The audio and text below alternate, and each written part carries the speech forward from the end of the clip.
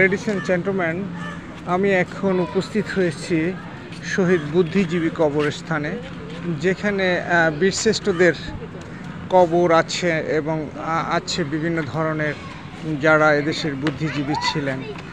সেই 14ই ডিসেম্বর যাদেরকে দেশ স্বাধীন হওয়ার 2 দিন পূর্বে নীল নকশা করে যাদের হত্যা করেছিল এদেশের বুদ্ধিজীবী সমাজকে, সেই বুদ্ধিজীবীদের কবর, এদেশের মুক্তিযোদ্ধা যারা এদেশের বুদ্ধিজীবী আছেন তাদের কবর রয়েছে এখানে। শহীদ বীরশ্রেষ্ঠ সিপাহী হামিদুর রহমান এখানে আছেন। বীরশ্রেষ্ঠ হামিদুর রহমানের ইতিহাস, তারপরে কি আছেন বীরশ্রেষ্ঠ শহীদ সিপাহী হামিদুর রহমানের স্মৃতিস্তম্ভ এবং বিভিন্ন অন্যান্য বীরশ্রেষ্ঠদের নাম ফলক এখানে রয়েছে। অনেক সুন্দর জায়গা।